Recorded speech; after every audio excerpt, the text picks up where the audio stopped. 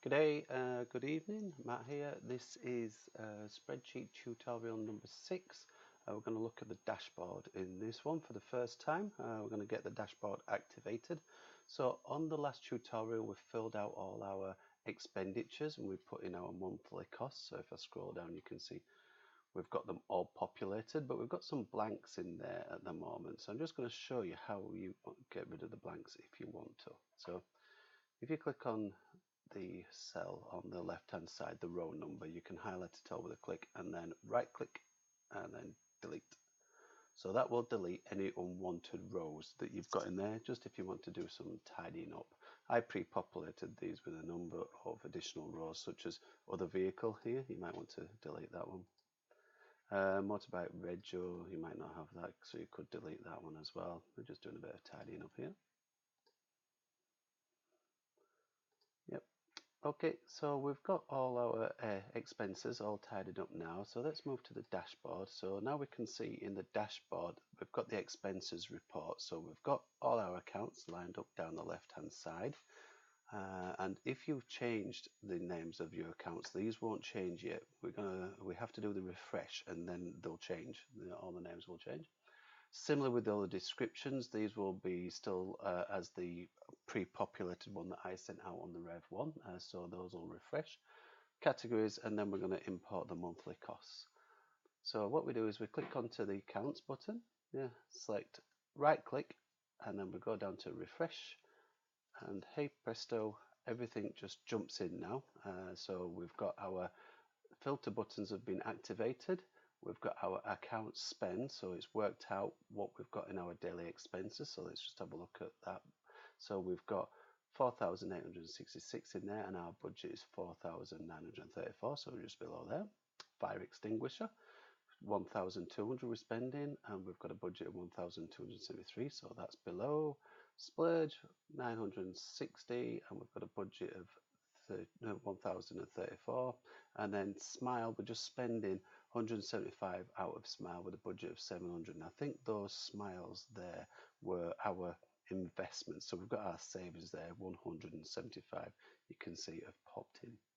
So then you can start doing some sorting and ordering just to track some of your expenditure. So if we click on these buttons, and these buttons are called slicer buttons, so you can just click on daily expenses and it will filter for all daily expenses. And then you can look at your categories. So here, down here, we've got a host of categories that you've selected. Now the one that's grayed out is savings, so that means that daily expenses doesn't have any savings in. And we just looked at previous, didn't we? All our savings are coming from our Smile account. But if you want to have a look at how much you're spending on insurance, you can just click on the insurance button. So we've got our car insurance in there, and then it totals up for you, so we understand how much we're spending in insurance. Entertainment, there, 166, transportation, 605. But you could have insurance transportation across a couple of categories depending on how you split your accounts up. So you can also uncheck this red box at the top and that'll take you back to removing all the filters. Uncheck this one as well. It says there when you hover over it, comes up clear filter. So we've cleared all our filters now. So if you do want to look at all your categories, then you can look at loans, for instance. And so our loans, we've got some out of daily expenses and we've got some out of fire extinguisher. So out of our daily expenses, let's click on that one.